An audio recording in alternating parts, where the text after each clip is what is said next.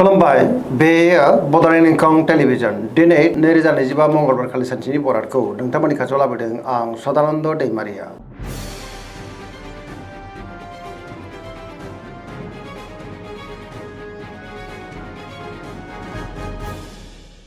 सिगां फरायनो लादों मेष राशि गिबि हांखो अ ल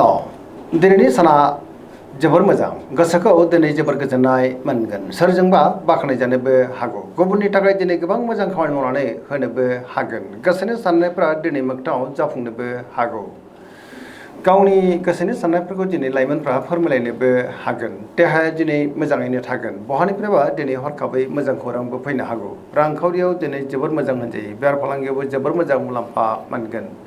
आयाबो बांनो हागौ सोरबा लोगोनिफ्राय दिनै थोजासे हेफाजाबबो मोननो हागौ न'खराव बिसि फिसायनि गेजेराव अनलायनाया बांगोन बिमा बिफानि अननायफोरखौबो दिनै मोननो हागौ गोसोनि बोलोआ बांगोन समाजाव बयजोंबो मान होजागोन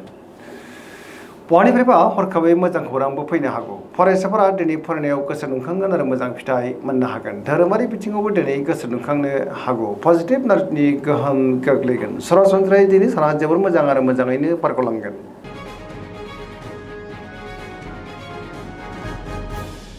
वृष राशि गिबि हांखो इ उ ब दिनैनि साना जोबोर मोजां गोसोखौ दिनै जोबोर गोजोननाय मोनगोन बहाबा दावबायनो एबा हान्थिनो खाबु मोननो हागौ आरो मोजाङैनो हान्थिनोबो हागोन गोसोनि साननायफ्रा दिनै मोगथाङाव जाफुंनोबो हागौ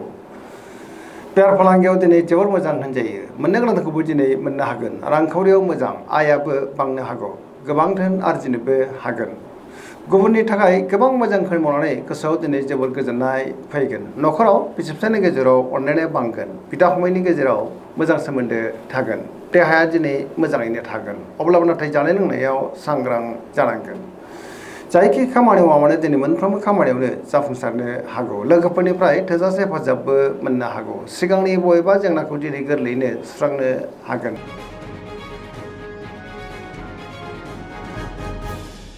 मिथुन राशि गिबि हांखो क स दिनैनि साना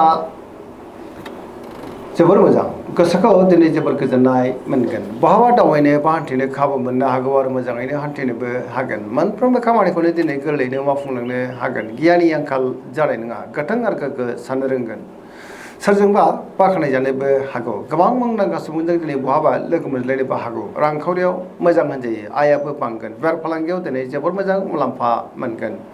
बिमा बिफानिफ्राय अननायफोरखौ दिनै मोननो हागौ बिदा फंबायनिफ्राय थोजासे हेफाजाब मोनगोन मावलांनाय खामानिफ्रा दिनै गोरलैयैनो मावफुंजानोबो हागौ गुबुनजों मोजां सोमोन्दो लाखिनोबो रोंगोन बहाबा हान्थिब्ला दिनै जोबोर मोजां आरो मोजाङैनो हान्थिनोबो हागोन लाइमोनफोरनि गोसोआ दिनै जोबोर खुसि जागोन आरो गावबा गावनि गोसोनि साननायखौ फोरमायलायनोबो हागोन सरासनस्रायै दिनै साना जोबोर मोजां आरो मोजाङैनो बारग'लांगोन।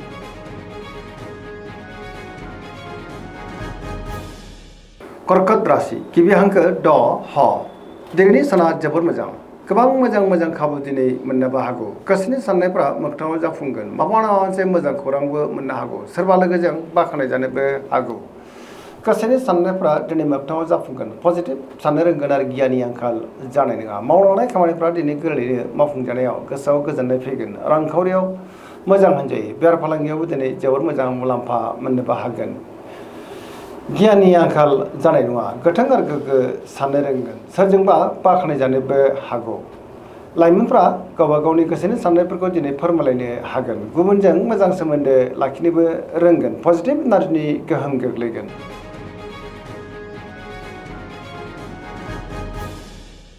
सिंह राशि गिबि हांखो म ट दिनैनि साना मोजां आरो गाज्रिनि गेजेरजोंनो बाबेनलांनो हागौ गोसोआव गोनो गोथो साननायबो फैनो हागौ गावनि गोसोनि साननायफोरखौ दिनै गुबुननो फोरमायनो गोब्राब जागोन नेगेटिभ एनार्जिनि गोहोम गोग्लैनोबो हागौ मावलांनाय खामानिखौ मावफुंनायाव माबा मोनसे हेंथा फैनोबो हागौ सोरबा लोगोनिफ्राय हेफाजाब लानांनोबो हागौ रांखावरियाव मोजां अब्लाबो नाथाय खरसाया बांनोबो हागौ बेफार फालांगियाव मोजां होनजायो गोसोनि साननायखौ गुबुननो फोरमायनो गोब्राब जागोन न'खराव बिदा फंबायनिफ्राय हेफाजाबखौ मोननो हागोन समाजाव मान मोनगोन अब्लाबो नाथाय गुबुननि थाखाय नाङा फाङा जेंनायाव गोग्लैनांनोबो हागौ देहाया बारा मोजां थानाय नङा गोबां रोखोमनि देहायारि जेंनाजों मोगा मोगि जानांनोबो हागौ जानाय लोंनायाव सांग्रां जानांगोन।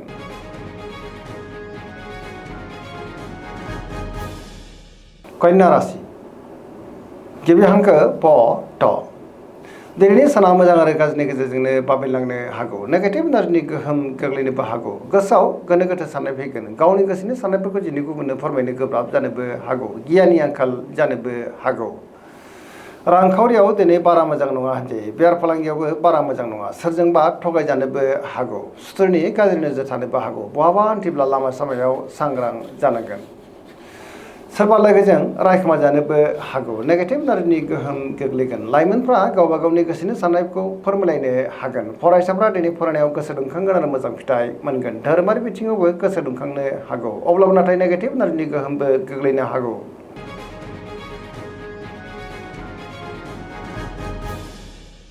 तुला राशि गिबि हांखो र ट दिनैनि साना जोबोर मोजां गोसोखौ दिनै जोबोर गोजोननाय मोनगोन देहाया दिनै मोजाङैनो थागोन बहाबा हान्थिब्ला दिनै जोबोर मोजां आरो मोजाङैनो हान्थिनोबो हागोन गुबुननि थाखाय गोबां मोजां खामानि मावनानै होनोबो हागोन रांखावरियाव मोजां होनजायो बेफार फालांगियावबो दिनै जोबोर मोजां मुलाम्फा मोनगोन न'खराव बिसि फिसायनि गेजेराव अनलायनाया फैगोन समाजाव मान मोननो हागोन लोगोफोरनिफ्राय थोजासे हेफाजाब मोननो हागौ गोदान थांखि लानो रोंगोन सेंग्रा सिख्लाफोरनि गोसोआ दिनै जोबोर खुसि जागोन आरो गावबा गावनि गोसोनि साननायफोरखौ फोरमायलायनोबो हागोन पजिटिभ एनार्जिनि गोहोम गोग्लैगोन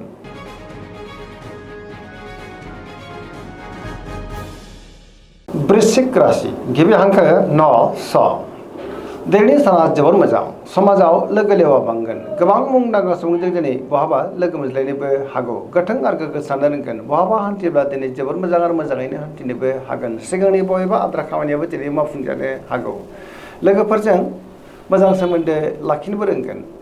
गोसोआव गोथों आरो गोग्गो साननाय फैगोन मावनो लानाय खामानिफ्रा दिनै गोरलैयैनो मावफुंजानायाव गोसोआव गोजोननाय फैगोन गुबुननिफ्राय थोजासे हेफाजाबबो मोननो हागौ गोसोनि साननायफ्रा दिनै मोगथाङाव जाफुंनोबो हागौ गोसोआव बोलो बांगोन समाजावबो बयजोंबो मान होजागोन बिदा फंबायनिफ्राय थोजासे हेफाजाब मोननो हागौ रांखावरियाव दिनै जोबोर मोजां होनजायो बेफार फालांगियावबो दिनै जोबोर मोजां मुलाम्फा मोनगोन देहाया दिनै मोजाङैनो थागोन फरायसाफ्रा दिनै फरायनायाव गोसो दुंखांगोन आरो मोजां फिथाइ मोनगोन लाइमोनफ्रा जोबोर खुसि जागोन आरो गावबा गावनि गोसोनि साननायफोरखौ दिनै फोरमायलायनोबो हागोन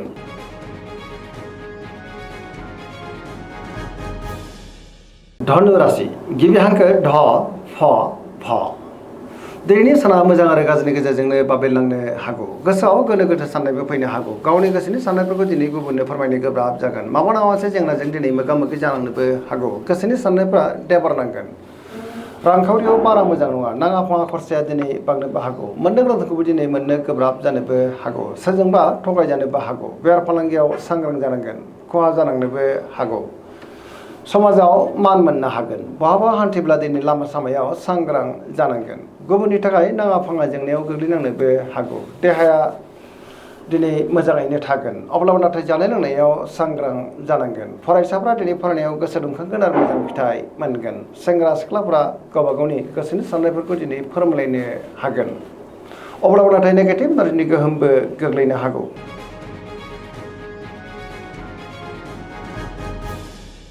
मकर राशि गिबि हांखो ख ज दिनैनि साना जोबोर मोजां गोसोनि साननायफ्रा दिनै मोगथाङाव जाफुंनोबो हागौ गोसोआव गोथों आरो गोग्गो साननाय फैगोन गियाननि आंखाल जानाय नङा मोननो गोनांखौ दिनै मोननो हागोन बेफार फालांगियाव जोबोर मोजां मुलाम्फा मोनगोन गुबुनजों दिनै मोजां सोमोन्दो लाखिनोबो रोंगोन मोनफ्रोमबो खामानिखौनो गोरलैयैनो मावफुंलांनो हागोन गोदान खामानियाव आखाइ होजेननो हागोन बिदा फंबायनिफ्राय दिनै थोजासे हेफाजाब मोननोबो हागौ गुबुननि थाखाय मोजां खामानि मावनानै गोसोआव दिनै गोजोननाय फैगोन सेंग्रा सिख्लाफ्रा दिनै गावबा गावनि गोसोनि साननायफोरखौ फोरमायलायनोबो हागोन फरायसाफ्रा दिनै फरायनायाव गोसो दुंखांगोन आरो मोजां फिथाइ मोननोबो हागोन बिदा फंबायनिफ्राय थोजासे हेफाजाब मोननोबो हागौ गोबां मोजां मोजां खाबुबो दिनै मोननो हागौ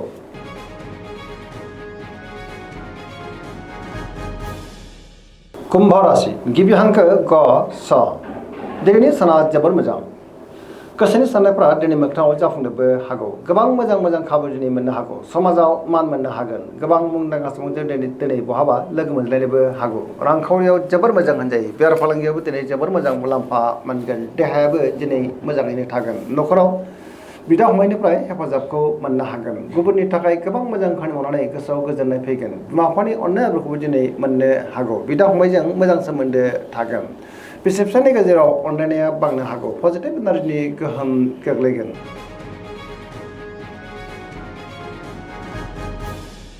मीन राशि गिबि हांखो ड स